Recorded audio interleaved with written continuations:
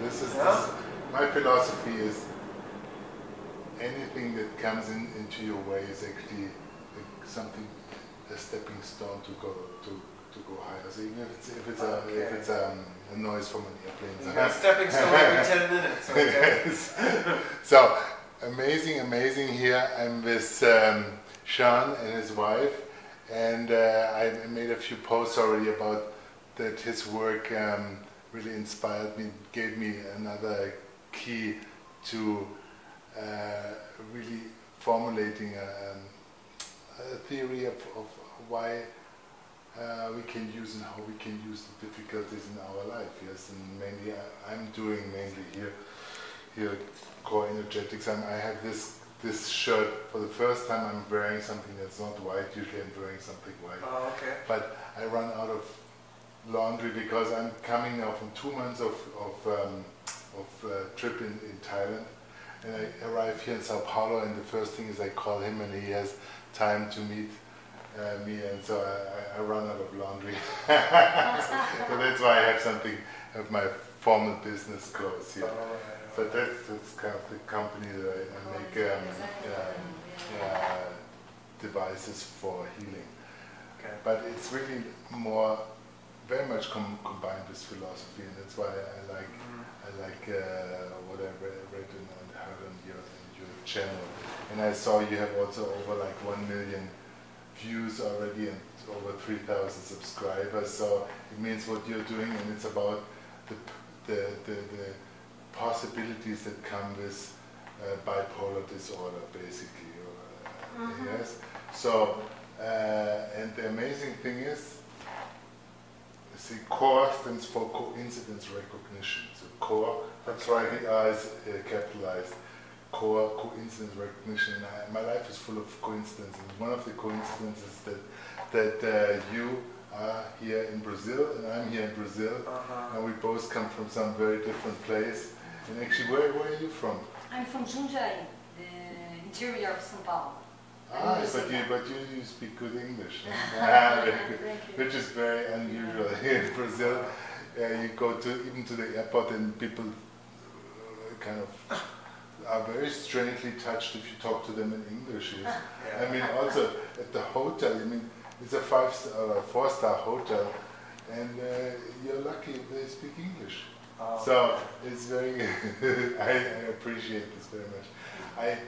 I'm lucky that my wife, she's Brazilian, but she was an English teacher for 12 years. So I did not have really a reason to learn Portuguese.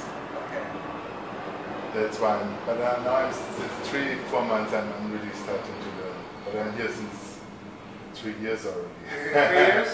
Yeah. Oh, okay. Okay. I wasn't speaking any Portuguese after 3 years. No. No, but now it's better. But how long are you here now? 10 years. 10 years? Yeah, 10 years. Wow. So. And all the time in Sao Paulo, yes? Yeah. But it's a lot easier to get around with English here. Yes? It is, yeah, it is. Wow. Then up north? Yeah.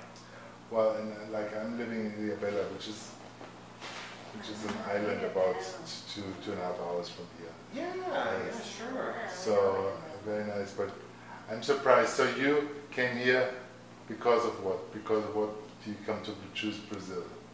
Wow, that's kind of a long story. Where should we start? Is she the short story or the... Yeah, I don't know how do we get to Brazil? Well, we could say, okay, I'll put it like this. I was hospitalized. I was in the psychiatric hospital in 1996. Okay. And I thought I had died, and I was going to heaven, and I was being tested by God.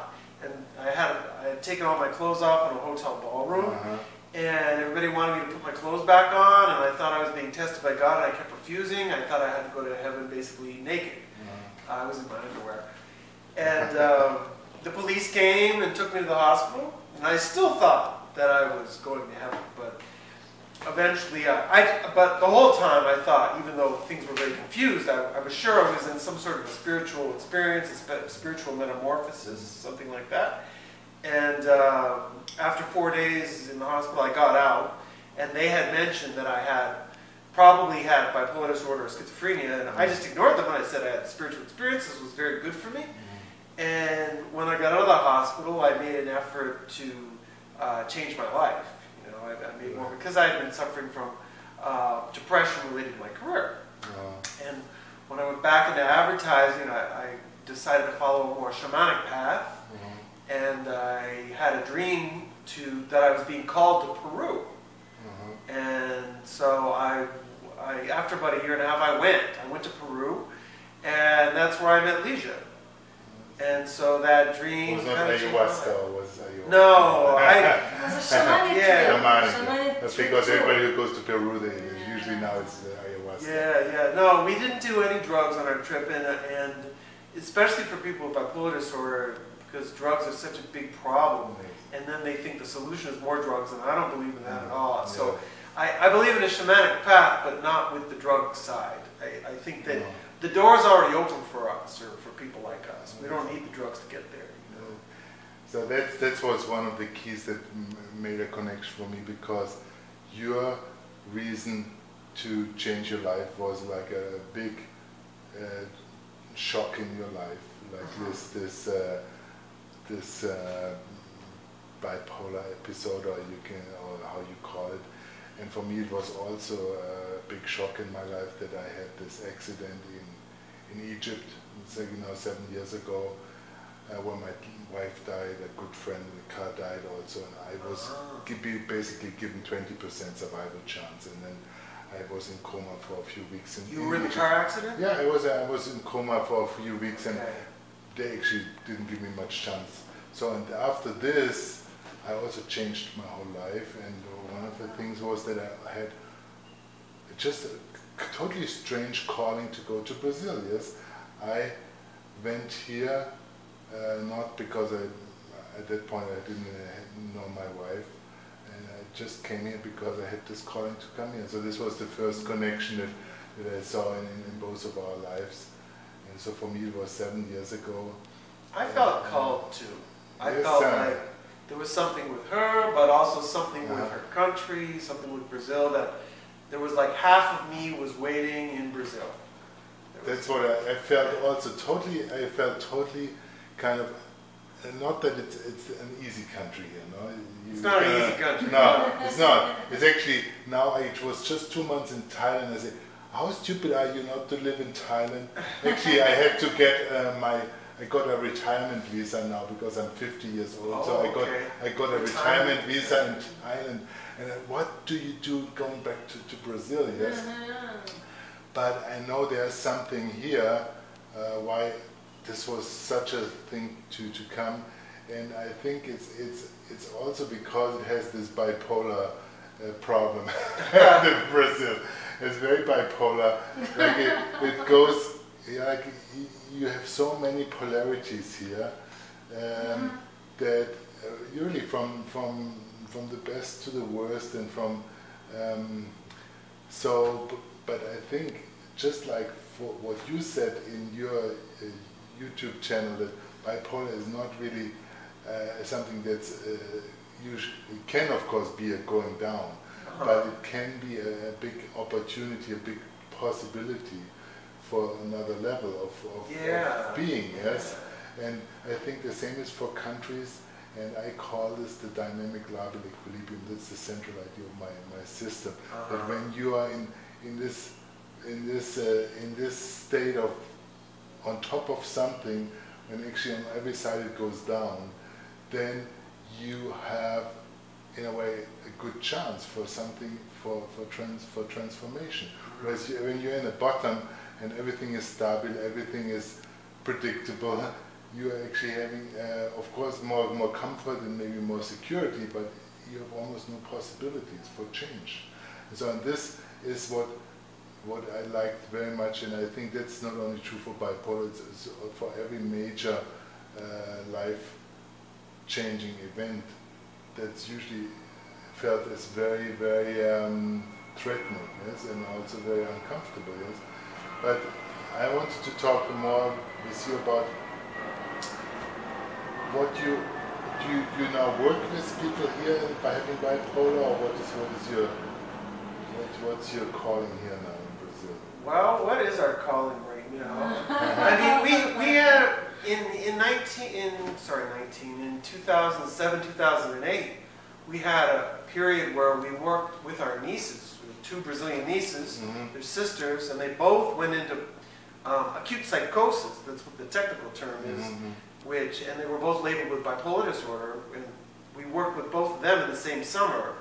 And one of them went through 3 episodes that summer, but she had the opportunity to work with us mostly because there was a lot of tension in the family. Her parents were taking her to psychiatrists, and we're working with her independently, so there was some tension that way. But so we worked with her, and now she's free of relapse, free of medication, and she's at university doing her master's degree in France on a full scholarship.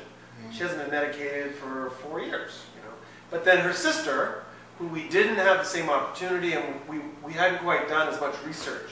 We weren't quite prepared for her sister who had the first relapse. She's still medicated, you know. So, and because things get very complicated once psychiatry's into the mix, and the family have their own beliefs, and certain people in the family have beliefs, other people have different beliefs. It gets complicated. But then after those experiences, we went on and worked with 4 or 5 people in different non-ordinary states of consciousness.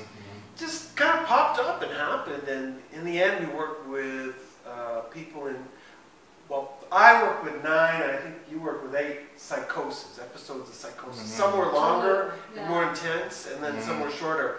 And we had pretty good success working with people during the episodes, but then there was a lack of integration.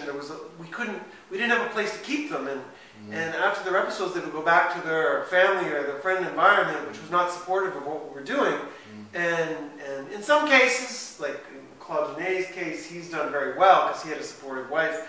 But with other people who we worked with who've had deeper problems, and it wasn't a supportive situation, they relapsed and we couldn't work with them again. But when we had the psychosis with them the first time, though, we did have success in bringing them through, unmedicated.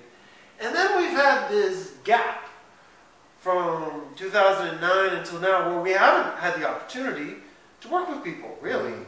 And but I'm hoping, like we're working right now with a doctor in California to put together a project to go to hospitals in the hopes of opening a clinic that's in relationship with a hospital. Because we realize that the ideal way to do it would be to have the support of a hospital in place in case things go wrong, in case the person isn't receptive to our way of doing things. Because that can happen, because basically the healing, the person going through the process is really responsible for their own healing. I mean, we can support it, we can give them guidance as best we can, but if they're really afraid of what's going on, or they start to project that experience, there's no other option but hospitalization. At this point, maybe in the future it changes, but right now that's the option. So we're looking for a relationship with a hospital. I would say that the last 3 years we've been working to get like studies, research done.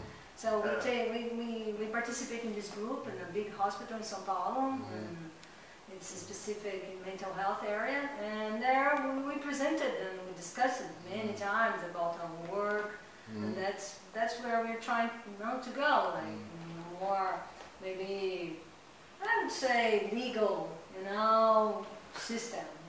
Yeah.